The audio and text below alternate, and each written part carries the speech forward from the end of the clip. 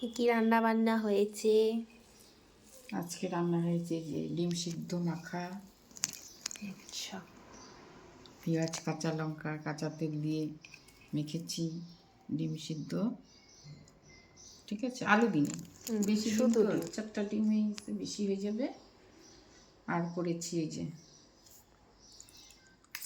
বাড়ির ছাদের কচু পাতা বাটা, বাহ, কালো জিরা পেঁয়াজ রসুন দিয়ে। তুই তো অতটা খাবি না, কারণ কি ডিম সিদ্ধ আছে। এই হচ্ছে কচু পাতা বাটা।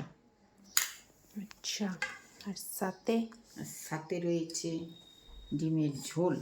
বাহ, আজকে পুরো ডিম ডিম আর পেঁয়াজ পেঁয়াজ নাকি? হ্যাঁ, আলু দিয়ে পাতলা করে ডিমের ঝোল।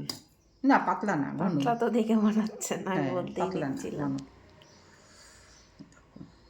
আচ্ছা, এখানে ডিম কয়টা দিব? ওই একটাই, এই যে ডিম খাচ্ছি। আমার ওখানে বেশি ডিম খেলে শরীর পুরো গরম হয়ে ধোয়া হয়ে যাবে। এই হবে, হুম, একটা আলু দেব। এই এই হচ্ছে হচ্ছে আজকে আমাদের দুপুরের এই। অনেকে ডিম সিদ্ধর মধ্যে হচ্ছে পেঁয়াজ লঙ্কা ভেজে দেয়, কিন্তু আমরা দিইনি আজকে, নর্মাল। আজকে দিনে আজকে সব রকমই খাওয়া যায়, ওইটাও ভালো লাগে এটাও ভালো লাগে। আজকে এটাই করলাম, কাঁচা লঙ্কা কাঁচা পেঁয়াজ দিয়ে সর্ষের তেল দিয়ে নুন দিয়ে মেখে নিয়েছি। আর আমি শুকনো লঙ্কা ভাজা পেঁয়াজ ভাজা দিয়ে মাখলেও সেটাও ভালো লাগে।